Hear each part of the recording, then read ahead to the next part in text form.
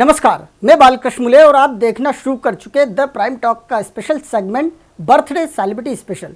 Birthday celebrity special के आज के हमारे मेहमान हैं, आज भी अध्ययनरत, यूँ कहे कि पिछले 38 वर्षों से लगातार एजुकेशन को अपने आप को समर्पित कर चुके श्री पंकज वाधवानी जी। पंकज जी, आपका ढेर सारा स्वागत है 42वें जन्मदिन के मौके पर। यूँ कहे कि आज आप 42वां जन्मदिन मना रहे, 41 साल के पूर्ण हो चुके हैं। किस तरह से लेते हैं आज के विशेष दिन को, किस तरह सेलिब्रेट करते हैं आपके जन्मदिवस को? देखा जाए तो एक मैं तो इसको सामान्य दिन ही मानता हूँ, जैसे एक नॉर्मल डे होता है वैसे ही, कोई स्पेशल नहीं। हाँ, ये रहता है कि चूँकि जन्मदिन रहता है तो घर पे परिवारजनों में, इष्ट मित्रों में एक प्रकार से बधाई का सिलसिला प्रारंभ होता है। तो मेरा मानना रहता है कि नए संकल्प के साथ वापस से जो हमारे जीवन के जो उद्देश्य हैं, उन उद्देश्यों को पुनः वापस से रिवाइज करते हुए उन संकल्पों को दोहराते हुए प्रारंभ करता हूँ। बिल्कुल सही कहा। और यदि हम जन्मदिन की बात करते हैं तो शुरुआत सबसे पहले बाल्यकाल से करते हैं। बचपन आपका कैसा बीता है, माँ की ओर से, पिता की ओर से, किस तरह से आपको संस्कार दिए गए, क्या सीख वो मिली है कि आज जो लगातार 38 वर्षों से आप 41-42 साल की आपकी उम्र हो चुकी है, 38 वर्षों से लगातार अध्ययनरत है, किस तरह की उपलब्धियाँ आपके नाम है, आपके कार्य, हालांकि बाहिल्या की नगरी इंदौर में काफ़ी पहले से चर्चाओं में रहे हैं। आप जिस तरह से लगातार यूँ कहें कि जुडिशरी के क्षेत्र में न्यायाश्रय संस्था के सर्वेसर्वा के रूप में आप लगातार काम कर रहे हैं। कई सिविल जैसे से जो आप अपनी सीट पर आसीन होकर न्याय देते मध्य प्रदेश की धरा पर दिखाई देते। किस तरह सारी की सारी शुरुआत हुई है आपके जीवन में सभी नवाचार की? आज मैं यदि अपने जीवन में पीछे मुड़कर देखता हूँ तो मुझे ऐसा लगता है कि आज जो कुछ भी थोड़ा बहुत अगर अचीवमेंट हम इसे कहें तो थोड़ा बहुत जो भी अचीवमेंट है, आज ये भगवान ईश्वर की कृपा है और मेरे माता पिता, दादा दादी और मेरे जो परिजन हैं उन लोगों का आशीर्वाद ही है। मेरे पिता श्री मनोहर लाल जी वाधवानी, जो प्रारंभ से उनका भी जीवन हमेशा लोगों की मदद करने में रहा और यही संस्कार मुझे मेरे पिता से प्राप्त हुए। मेरी माता गृहिणी हैं और एक हाउसवाइफ होते हुए भी किस प्रकार से समाज के प्रति हमारे सामाजिक दायित्व पूरे करना चाहिए, ये मैंने अपनी माता श्रीमती रेखा वाधवानी जी से सीखा। बचपन में मेरे दादा स्वर्गीय श्री दौलत राम जी वाधवानी, जो मेरा प्रारंभिक जीवन था 4 वर्ष तक का जब मैं था, तब तक मुझे दादा का स्नेह भी प्राप्त हुआ। तो इस प्रकार मैं यह पूरा श्रेय ईश्वर और अपने माता पिता और अपने परिजनों को देना चाहूँगा। आज जो कुछ भी समाज के लिए मैं जो अपना जिम्मेदारियां निभा रहा हूँ, तो मुझे लगता है ये सारे उन्हीं के संस्कार और उनके प्रताप का ही परिणाम है। बिल्कुल सही कहा आपने कि यदि संस्कार और सीख मनुष्य को बाल्यकाल में ही मिल जाती है तो कहीं ना कहीं एक पौधा जो है आज पेड़ के रूप में, आपके रूप में समाज को मिलता है और कहीं ना कहीं समाज आप जैसी शख्सियतों का लगातार दोहन करता है। उन लोगों को जिन्हें निराश्रित कहा जाता है, जिन्हें हम अंत्योदय भी कहते हैं कई बार, कि अंतिम पंक्ति के व्यक्ति का यदि हम उदय करते हैं, उनका उद्धार करते हैं, जो आत्मिक संतुष्टि इस कर्म को करने से मिलती है वो और कहीं नहीं मिलती। आपके बाल्यकाल के एजुकेशन के बारे में जानना चाहेंगे। आपका शुरुआती एजुकेशन कहाँ हुआ, कैसे हुआ, और बाद में आपने जब कॉलेज लाइफ की जो शिक्षा ली है वो कैसे, कौन कौन से मित्र थे, किस तरह का आपको वातावरण मिला? प्रारंभ में मेरी जो प्राथमिक शिक्षा थी वो रामकृष्ण शारदापीठ स्कूल है और उसके बाद श्री वैष्णव विद्यापीठ से मैंने 12वीं तक हायर सेकेंडरी तक मेरी एजुकेशन रही और उसके बाद गुजराती कॉमर्स कॉलेज और आर्ट एंड कॉमर्स कॉलेज में मेरा स्नातक और स्नातकोत्तर डिग्रियां हुई। वर्ष 2002 में मेरा LLB की मैंने एग्ज़ाम दी थी और ईश्वर की कृपा से तीनों वर्षों में मैं LLB में मेरा तीनों वर्षों में मेरिट पे विश्वविद्यालय में प्रथम श्रेणी से उत्तीर्ण होने की वजह से लॉ में 3 गोल्ड मेडल मुझे प्राप्त हुए, स्वर्ण पदक प्राप्त हुए। और उसके उपरांत 2004 में LLM मेरा स्नातकोत्तर हुआ विधि में और उसके बाद अनवरत रूप से 2005 से लेकर अभी 2020 तक मैंने अध्ययन छोड़ा नहीं, कंटिन्यूअसली कोई ना कोई कोर्स करता रहा और वर्तमान में मेरे 5 master of arts MA complete हो चुके हैं, MBA हो चुका है। तो इस प्रकार से शिक्षा अनवरत रूप से जारी है। आप एक बिरले शख्सियत कह लेंगे कि जो अपनी पढ़ाई के साथ में अन्य लोगों को भी पढ़ाई करवाते देखे गए हैं। आपने एक संस्था की शुरुआत की, न्यायाश्रय के नाम से। आपने करीब 500 से अधिक 600 करीब LLB के स्टूडेंट को पढ़ाया है। साथ ही सिविल जज की भी आप तैयारियां कराते हैं। आखिर ये कॉन्सेप्ट कहाँ से, किससे प्रेरणा मिली आपको, किस तरह से जीवन को आगे ले जाया जा सकता है? समाज में जिनको शिक्षा की आवश्यकता है, हम शिक्षित हैं वहाँ तक तो ठीक है, लेकिन शिक्षा का दान, विद्या का दान, ये आखिर कॉन्सेप्ट कैसे, कहाँ से मिला आपको? इसकी बड़ी हास्यास्पद और रोचक कहानी है। जब मैं छात्र जीवन में LLB कर रहा था, उस समय मेरे 3 बहुत गहरे मित्र जो थे, हम 4 मित्र मिलके आपस में अध्ययन करते थे। और वो चारों मित्र, एक मेरे मित्र हैं पीयूष गोयल, आज इस साक्षात्कार के माध्यम से वो भी इस अपनी पुरानी यादों को ताज़ा करेंगे। तो पीयूष गोयल, अजीत साकी और अमित नागर, ये मेरे मित्र थे। और इनके साथ जब मैं अध्ययन करता था तो ये तीनों कहते थे, यार LLB का ये प्रश्न पहले तुम पढ़ लो, अच्छे से पढ़ने के बाद हमको बुला के हमको समझाना। तो वो पूरा LLB का जो कोर्स रहता था वो मैं पहले पढ़ता था और पढ़ने के उपरांत फिर उनको समझाता था। और वो तीनों ऐसे सहपाठी थे, मेरे ऐसे मित्र थे कि वो एक बार में समझते नहीं थे, तो उनको 2-2, 3-3 बार मुझे रिपीट करके समझाना पड़ता था। आज इतने मेरे छात्र हैं इंदौर जिला न्यायालय में और हाई कोर्ट में और विभिन्न मध्य प्रदेश के दूसरे जिलों में भी अध्ययन प्रैक्टिस कर रहे हैं। आज अधिवक्ता करीब 600 से 700 एडवोकेट मेरे छात्र हैं वर्तमान में। तो उन सबको जो मैंने ये एजुकेशन देने का जो काम किया है, उसकी बेस मेरे इन तीनों मित्रों ने ही बनाई है। चलिए, बहुत अच्छा नवाचार था और शुरुआत भी आपने सही कहा, मैं रोचक कहता रहा और आप हास्यास्पद कहते रहे, लेकिन जो भी शुरुआत होती है कहीं ना कहीं अगले मार्ग के लिए होती है। यूँ भी मालवा में तो यूँ भी कहा जाता है कि गोबर गिरता है तो कुछ लेकर उठता है, और मुझे लगता है कि आप तो टनों से गोबर के साथ साथ बहुत सारा सोना अपने जीवन में एकत्रित कर चुके। आगे जीवन को आपने न्यायाश्रय संस्था के रूप में किस तरह से इसको जोड़ा और फिर लगातार कोशिशें की कि LLB जो भी करना चाहता है, सिविल जज की एग्ज़ाम जो भी देना चाहता है, उन बच्चों की तैयारी करवाए?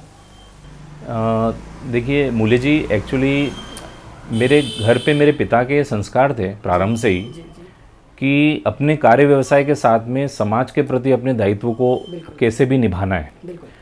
और इस प्रकार निभाना है कि हम जब अपना कार्य करें तो कहीं हमें मन में किसी बात की ये शंका न रहे, ये मलाल न रहे कि हमने कुछ किया नहीं। तो जो समाज में जो विकृतियां मेरे द्वारा देखी गई, और फिर मैं जब कानून के क्षेत्र से जुड़ा हुआ था तो मुझे ऐसा लगा कि कानून एक बड़ा ही सशक्त माध्यम है। बिल्कुल सही कहा। और कानून से ज़्यादा समाज में सकारात्मक परिवर्तन लाने वाला मुझे नहीं लगता कोई टूल होगा। बिल्कुल सही कहा। तो कानून जो होता है वो समाज परिवर्तन का जो एक माध्यम है, उस माध्यम को प्रैक्टिकल रूप देने के लिए मेरे मन में एक संस्था का गठन करने का विचार आया। और वर्ष 2015 में हमने एक संस्था बनाई, मेरे साथ और भी फाउंडर मेंबर थे, और हमने ये जो संस्था बनाई, इस संस्था का नाम हम लोगों ने न्यायाश्रय रखा। 2015 में यह संस्था बनी। और संस्था न्यायाश्रय का हमारा जो लोगो है, वो लोगो अगर आप सुनेंगे तो वो लोगों में पूरी बात हमारी शामिल होती है, यानी मेरे जीवन का ध्येय भी शामिल है, मेरे माता पिता के जो संस्कार हैं वो भी उस ध्येय में शामिल हैं। हम लोगों ने उस संस्था का जो लोगो रखा वो यही रखा कि we have to encourage the good things and we have to suppress the evil. अर्थात हमें अच्छे, कहीं भी सकारात्मक और अच्छा कार्य यदि समाज में हो रहा है उसे प्रोत्साहित करना है, और यदि समाज में कहीं भी गलत, कहीं भी अत्याचार हो रहा है, कहीं भी कुछ अपराध हो रहा है तो उसको आगे बढ़कर, ऐसा नहीं कि वो हमसे कनेक्टेड नहीं है तो हम उसको छोड़ दें, हमको उसको सप्रेस करना है, मतलब उसको हतोत्साहित करना है। तो आज हमारे संस्था के जितने भी सदस्य हैं, उन सदस्यों को हम जब संस्था का सदस्य बनाते हैं तो उनको ये एक शपथ दिलवाते हैं कि हम ये शपथ लेते हैं कि हम अच्छे को प्रोत्साहित करेंगे और बुरे को हतोत्साहित करेंगे। बिल्कुल, इसी यही कारण है कि आपने कहीं ना कहीं जिस तरह से बच्चों के साथ जो घटनाएं हो रही थी उन्हें रोकने के लिए आपने एक जन जागरण अभियान इंदौर जैसे बड़े शहर में चलाया। किस तरह का कॉन्सेप्ट था वो और उसमें कितनी कामयाबी आपको मिली? देखिए, बहुत ही एक गंभीर विषय है और बहुत ही दुखद विषय भी है कि छोटी बच्चियों के साथ जिस प्रकार का अमानवीय व्यवहार होता है। और जब हम सुबह समाचार पत्र में पढ़ते हैं कि किसी बालिका के साथ कोई ऐसा कृत्य हुआ, अप्राकृतिक कृत्य हुआ, और उसके बाद उसकी हत्या करके कहीं पर फेंक दिया गया है, तो कहीं ना कहीं इंदौर के सारे रहवासी नहीं, पूरे देश के हर व्यक्ति को मन में बहुत ज़्यादा पीड़ा होती है। और हमारी संस्था न्यायाश्रय ने इसको दूर करने के लिए एक जन जागरण अभियान चलाया था। बड़ा ही विचित्र बात है कि इसको रोकने के लिए हमारे देश में एक बहुत ही सशक्त कानून है जिसका नाम है पॉक्सो एक्ट। लैंगिक अपराधों से बच्चों के शोषण से बचाने के लिए एक पॉक्सो कानून बनाया गया है। और इस पॉक्सो कानून के अंदर जो सजाएं दे रखी है वो इतनी हार्श है, इतनी ज़्यादा। मृत्युदंड भी जल्दी होगा, मृत्युदंड होगा, सजाएं भी 20-20 वर्ष की होगी, जमानत भी नहीं होगी, फास्ट ट्रैक कोर्ट में मामले चलेंगे। तो ऐसा क्या कारण है कि सशक्त कानून होने के बाद भी ऐसी गतिविधियां हम देख रहे हैं, पढ़ रहे हैं। तो हमारी संस्था न्यायाश्रय के सभी सदस्यों ने, मेरी संस्था के बहुत सारे एक्टिव मेंबर हैं, सुश्री प्रज्ञा काला है, अतीत तलाटी हैं, राहुल सुखानी है, मधुर जैन है, ऐसे अनेक एडवोकेट हैं जो इस संस्था से जुड़े हैं। और इन सभी ने मेरे साथ कंधे से कंधा मिलाकर हमने एक जन जागरण अभियान चलाया। हमने ये देखा कि ये गतिविधियां कौन करता है, ऐसी हैवानियत और इस प्रकार के गलत कृत्य कौन करता है। तो नॉर्मली जो अपराधी पकड़ाते हैं वो लोग निरक्षर हैं, बिल्कुल सही कहा। और निरक्षर लोग और गरीब तबके के लोग जो झुग्गी झोपड़ी में रहते हैं वो लोग इस प्रकार की हैवानियत करते हैं, कानून की जानकारी नहीं। तो हमने ये डायग्नोसिस किया कि यदि इस कानून की जानकारी लोगों तक पहुंच जाए, तो हमने ये शेखर नगर की जो पूरी बस्ती थी, ये जो उठ के गोमटगिरी ट्रांसफ़र हुई, और ऐसी जो निचली बस्तियां थी उन बस्तियों में हमने पॉक्सो एक्ट के जन जागरण के हमने छोटे छोटे सेमिनार और छोटे छोटे व्याख्यान किए, और बहुत सारे लोग उससे जानकारी से अवगत हुए। तो हमारा ये मानना था कि कहीं कम से कम इंदौर से तो ऐसी घटना पुनः नहीं आए, ये हमने संकल्प लेकर कार्य किया था। और इसमें मैं सभी मेरे संस्था के जितने भी सदस्य हैं, जिन लोगों ने बहुत एक्टिवली पार्टिसिपेट किया था, उन सभी को मैं आपके चैनल के माध्यम से भी बहुत बहुत उनको आभार व्यक्त कर रहा हूँ कि कहीं ना कहीं उनकी मेहनत रंग लाई है। चलिए पंकज जी, आपका जो कृतित्व है वाकई इतना विशाल देखा जाता है माइल्या की नगरी में कि कहीं ना कहीं आपके जन्मदिन वाले दिन भी वही बातें सामने करना पड़ती है जो आपके द्वारा की गई है। क्योंकि ज़्यादातर जन्मदिन पर हम चर्चा करते हैं तो व्यक्ति की रुचि को लेकर चर्चा करते हैं, व्यक्ति के लक्ष्य को लेकर चर्चा करते हैं, लेकिन कहीं ना कहीं आपका लक्ष्य तो कहीं शुरुआती दिनों से ही इतना विस्तृत और बृहद स्वरूप से सामने आ चुका है कि उस विषय में जितनी चर्चा की जाए कम है। आपके द्वारा पत्र जो याचिका वाला एक सेगमेंट देखा गया लगातार समय, आपने अच्छे विषयों को उठाया और कहीं ना कहीं उन कानून की विसंगतियों की ओर ध्यान दिलाया अपने कानून के विशेषज्ञों को। ये किस तरह से आपने शुरुआत की, किन किन विषयों को केंद्रित करके आपने पत्र याचिकाएं लगाई और संज्ञान में ली गई? देखिए बालकृष्ण जी, जैसा कि मैं शुरू से ही कानून से जुड़ा हुआ हूँ, और कानून के क्षेत्र एक ऐसा क्षेत्र होता है, कानून लगभग हर विषय को, जीवन के हर पहलू को टच करता है। तो ऐसे अनेक अनुभव हमें अपने कार्य क्षेत्र के दौरान आते हैं। तो हम लोगों ने देखा कि कानून में अनेक विकृतियाँ भी हैं, कुछ कानून डिफेक्ट्स हैं, कुछ दोष है, और उन दोषपूर्ण कानूनों के चलते बहुत सारे लोग परेशान हैं। तो मैंने एक अलग अलग जो कानूनों की बातें थी, जो दोषपूर्ण कानून थे, उन कानूनों पे शोध किया, और उस रिसर्च के जो परिणाम थे वो परिणाम मैंने सुप्रीम कोर्ट और विभिन्न जो प्राधिकारी हैं, केंद्रीय कानून मंत्री हैं, देश के प्रधानमंत्री, राष्ट्रपति, इनको प्रेषित किया। और इनको बहुत सारी पत्र याचिकाएं सुप्रीम कोर्ट ने एक्सेप्ट की। और एक और अच्छी बात है कि एक मैंने महत्वपूर्ण बिंदु उठाया था, वो था आधार कार्ड को एक सक्षम प्रतिभूति, मतलब जमानत के रूप में स्वीकार किया जाए। और ये बहुत ही अच्छी बात रही कि मैंने जब ये पत्र भेजा था, सुप्रीम कोर्ट ने संज्ञान लिया, इसको पत्र याचिका के रूप में एडमिट किया, और सुप्रीम कोर्ट द्वारा गृह मंत्रालय और विदेश मंत्रालय से पत्राचार प्रारंभ हो चुका है, और शीघ्र ही आधार कार्ड को एक पर्याप्त जमानत के रूप में एक्सेप्ट किया जाएगा, ऐसा मुझे उम्मीद है। कहीं ना कहीं आप एक संवेदनशील हृदय के साथ ही संवेदनशील मस्तिष्क का उपयोग करते हुए आगे बढ़ते दिखाई दे रहे। इसके अलावा भी आपने कुछ मुद्दे उठाए हैं, उन मुद्दों के बारे में भी जानना चाहेंगे। किस तरह सबसे ज़्यादा अपराध करने वाले अपराधी जो है दोषमुक्त हो जाते हैं, क्यों आखिर पुलिस की लिखी डायरी में विवेचना के दौरान वो पॉइंट्स छूट जाते हैं जिसके कारण अपराध करने वालों को उसका लाभ मिल जाता है, और साक्ष्य के अभाव में कहीं ना कहीं अपराध करने वाला व्यक्ति सीधे सीधे दोषमुक्त हो जाता है। इन विषयों पर भी आपने गहन चिंतन किया है, इसको लेकर भी आपने याचिकाएं दायर की?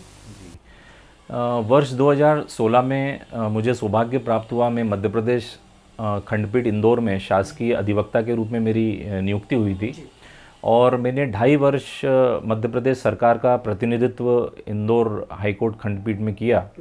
और उस दौरान पुलिस के अनुसंधान की जो डायरी आती थी, केस डायरियाँ आती थी, वो बहुत केस डायरी अध्ययन करने का मुझे मौका मिला था। और उन केस डायरियों में क्या ऐसे दोष या क्या डिफेक्ट हो जाते थे, अनुसंधान अधिकारी या पुलिस द्वारा केस कौन कौन से दोष होते थे, उन दोष का जो सीधा सीधा लाभ जो था वो अपराधियों को प्राप्त हो जाता था। इसको लेकर मैंने एक अनुसंधान किया था और केस डायरी में क्या क्या डिफेक्ट्स हैं जो जिनको दूर करना चाहिए। हालांकि अपराध का जो केस डायरी जो विषय होता है ये प्रत्येक राज्य सरकार का एक फॉर्मेट होता है, तो राज्य सरकार को क्या क्या कदम उठाने चाहिए, केस डायरी में कौन कौन सी बातें नहीं छूटनी चाहिए जिससे कि अपराधी को उसका लाभ न मिले, इस विषय पर मेरे द्वारा एक अनुसंधान किया था। और केस डायरी के बारे में मैंने अनेक सुझाव प्रेषित किए थे जो राज्य सरकार और केंद्र सरकार ने बड़ी गंभीरता से लिए। और एक जो आपने मुझे बताया, जो मेरा एक शोध अभी हाल ही में प्रकाशित हुआ था, पत्रिका समाचार पत्र ने उसे मुख्य पृष्ठ में प्रकाशित किया था सभी एडिशंस में, वो यह था कि एक जो रिसर्च थी मेरी इस कोरोना काल में 40 दिन जब हम घर पे ही बैठे थे तो कुछ ऐसे ही अध्ययन किया। और उस अध्ययन में 40 दिन के अध्ययन में एक शोध कार्य ये था कि हमारे देश में कन्विक्शन रेट जो है, कन्विक्शन रेट को हम नॉर्मली इसको कहते हैं कि 2 सिद्धि दर, तो ये 2 सिद्धि दर अन्य देशों में 90% है, 90 से 99%, यानी जापान, रशिया, चाइना की 2 सिद्धि दर 90 है, 100 में से 90 को सज़ा मिलती है। लेकिन यदि हम भारत की अगर कन्विक्शन रेट को देखते हैं तो बड़ा ही एक चौंकाने वाला आंकड़ा सामने आता है कि 46% लोगों को ही सज़ा प्राप्त हो रही है और 54% छूट जा रहे हैं। तो जब ये आंकड़ा मेरे सामने आया तो मैंने सोचा कि ऐसा क्यों, इसके क्या कारण हैं और क्या उपचार हो सकते हैं। इस पर एक शोध किया और इस शोध के जो परिणाम आए वो यही आए कि गवाह जो है मुकर जाते हैं। जब गवाह को यदि प्रोटेक्शन नहीं मिलता है, गवाह को अपराधी डरा धमका देते हैं जिसकी वजह से गवाह कोर्ट में या तो अभियोजन यानी पुलिस की स्टोरी को सपोर्ट नहीं करते हैं या कई बार गवाह जाते ही नहीं, और इसका परिणाम ये होता है कि अपराधी छूट जाते हैं। तो विटनेस प्रोटेक्शन एक्ट, एक जो कानून विभिन्न देशों में लागू है पर हमारे देश में नहीं है, विटनेस प्रोटेक्शन एक्ट को लागू करना ये उसका एक समाधान निकला, जिसके बारे में इस शोध के परिणाम भी मेरे द्वारा सरकारों के जो प्राधिकारी हैं वहाँ तक पहुँचाए गए हैं। बिल्कुल, बहुत अच्छी आपकी पहल है और कहीं ना कहीं पूरे भारतवर्ष को फ़ायदा पहुँचाने वाली कानून इस पहल को माना जा सकता है, कहा जा सकता है, और शुरुआत आपके द्वारा की गई है। आपके जन्मदिन के मौके पर चर्चा चल रही है क्योंकि बड़ी गंभीर गहन चिंतन की बातें हो चुकी है, लेकिन आप जैसा व्यक्तित्व जब हमसे बात करता है तो कहीं ना कहीं आपके कृतित्व को लेकर और उन कार्यों को लेकर, उन प्रयासों को लेकर चर्चा जरूरी हो जाती है जो आपके द्वारा किए गए। आपके बारे में जानना चाहेंगे, किस तरह से आप राजनीतिक रूप से सक्रिय हैं? बाल्यकाल में ही वर्ष 1992 से राष्ट्रीय स्वयंसेवक संघ से हम जुड़े और मेरा यह मानना है कि राष्ट्रवादी संगठन है और देश के सभी लोगों को जुड़ना चाहिए। और ये जो संस्कार, जो सामाजिक संस्कार का जो पोषण हुआ है उसका बहुत बड़ा श्रेय राष्ट्रीय स्वयंसेवक संघ को जाता है। और संघ में शीत शिविर हुआ करते हैं, ठंड में एक शिविर संघ द्वारा आयोजित किए जाते हैं। अनेक शीत शिविर में मुझे जाने का अवसर प्राप्त हुआ। उस शीत शिविर में किस प्रकार का जीवन होता है, किस प्रकार हम अपने घर से दूर एक प्रकृति की गोद में बैठकर किस प्रकार से हम अपना जीवन जीते हैं, किस प्रकार का जीवन होता है, उसमें जो व्याख्यान होते थे, जो बौद्धिक होते थे, उनसे अनेक संस्कारों का पोषण हुआ। उसके उपरांत में विद्यार्थी परिषद में जुड़ा और विद्यार्थी परिषद में 1999 में हम मुंबई अधिवेशन गए थे। वर्ष 2000 में महानगर का उपाध्यक्ष विद्यार्थी परिषद में बना था छात्र जीवन में, और उसके बाद भारतीय जनता पार्टी से जुड़ा हुआ। और भारतीय जनता पार्टी में वर्ष 2013 में विधि प्रकोष्ठ, जो हमारा कानून का जो सेल होता है, वकीलों का एक सेल होता है, उस विधि प्रकोष्ठ में बतौर अध्यक्ष मेरी नियुक्ति हुई थी। और 2013 के जो विधानसभा चुनाव थे, 2014 का लोकसभा चुनाव और 2015 के नगर निगम के जो चुनाव थे, उन तीनों चुनावों में किस प्रकार भारतीय जनता पार्टी को लाभ मिल सके उसके लिए कार्य किया था। नगर निगम के उस समय 85 वार्ड, पहले 69 वार्ड हुआ करते थे, 85 उसी समय हुए थे 2015 के चुनाव में। तो पहली बार ये हुआ था कि हमने हर वार्ड में हर प्रत्याशी को, 85 प्रत्याशी को 85 अधिवक्ताओं की एक टोली हम लोगों ने बनाई थी, जो उनको आचार संहिता के जितने भी नियम कायदे होते हैं, आचार संहिता के जो उल्लंघन होते हैं, और चुनाव में नामांकन फॉर्म भराते समय किन किन चीज़ों का पालन करना चाहिए, उसके बहुत प्रशिक्षण वगैरह आयोजित किए थे। आप राष्ट्रीय विचार से ओतप्रोत लगते हैं आपसे जब चर्चा की जाती है, लेकिन चूँकि हम आज जन्मदिन को लेकर विशेष चर्चा कर रहे हैं तो आपके कृतित्व में कहीं ना कहीं अध्यात्म को भी जोड़ा जाना चाहिए।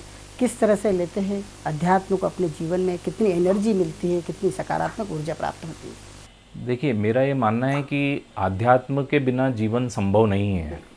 आध्यात्म जो है वो व्यक्ति को मानवता के साथ जोड़ने का एक ज़रिया है, नहीं तो मनुष्य और पशु में कोई अंतर नहीं होगा। आज हम मनुष्य से यदि देवत्व की ओर जाते हैं तो वो जो पथ है, जो रास्ता बताता है, वो आध्यात्म है। और ये आध्यात्म से मेरा जुड़ाव मेरे पारिवारिक पृष्ठभूमि से हुआ है। मेरे पिता प्रारंभ से आध्यात्म से जुड़े हैं। मेरी दादी जब मैं छोटा था तब मुझे सत्संग ले जाया करती थी। उस सत्संग पे श्रीमद् भागवत के पाठ चलते थे, तो सुनकर उस समय तो हम उसको कहानी के रूप में लेते थे, लेकिन आज हम देखते हैं कि उन कहानियों में बहुत बड़े सार छुपे रहते थे। अब चूँकि मेरे पिता ज्योतिष और आयुर्वेद का भी कार्य करते हैं, तो ज्योतिष और इनके प्रति भी मेरी रुचि उत्पन्न हुई, और धीरे धीरे अध्यात्म के बिना तो अब मेरा ये मानना है कि जीवन संभव नहीं है।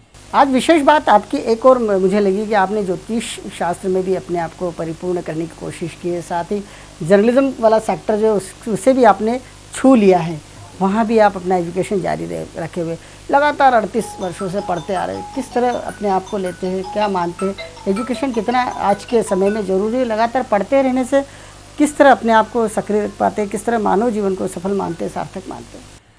देखिए, शिक्षा बहुत ज़रूरी है। मेरा ये मानना है कि शिक्षा इसीलिए ज़रूरी है कि सिर्फ व्यक्ति को स्वयं के लिए नहीं जीना है, व्यक्ति को अपने समाज और अपने देश के प्रति भी जीना है।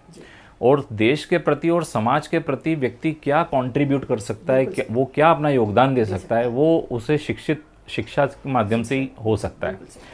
और जहाँ तक शिक्षा की बात है, ज्योतिष की जहाँ तक बात है, चूँकि मेरे पिता ज्योतिष से लंबे समय से उनका 40 वर्षों का अध्ययन था, और मेरे द्वारा जब एमए किया जा रहा था, मास्टर ऑफ आर्ट्स, तो मैंने ज्योतिष में भी एमए करने का इसीलिए विचार किया कि यूँ तो पिताजी के साथ बैठना हो नहीं पाता है, इतना अधिक उनसे समझ नहीं पाते हैं।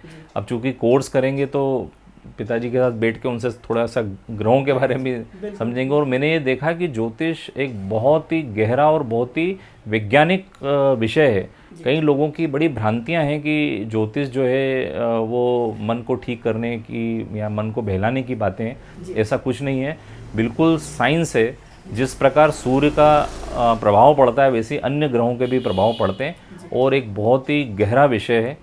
और जहाँ तक जर्नलिज़्म की बात है, तो मेरे द्वारा शुरू से ही पत्रकारिता में मेरी रुचि रही, और इस वजह से मैंने बीजे करा था, बीजेएमसी, और वर्तमान में मास्टर ऑफ जर्नलिज़्म का अध्ययन चल रहा है। आप जैसी शख्सियतें जो हर विषय पर इतनी पकड़ रखती है, वाकई समाज में आप सक्रियता दर्ज कराते हैं तो उसके सार्थक और सुखद परिणाम देखे जाते हैं। लेकिन बात यदि अंत में जाकर खेलों की जाए तो आपको क्या क्या खेलना पसंद है, किस तरह आप अपने आप को खेल गतिविधियों से जोड़ रखे हुए हैं, और आगे यूँ कहें कि आपका अंततः गोल क्या है? आखिर इतने कृतित्व के पीछे जो व्यक्ति होता है उसकी कहीं ना कहीं अति तो नहीं, लेकिन महत्वाकांक्षा जरूर होती है।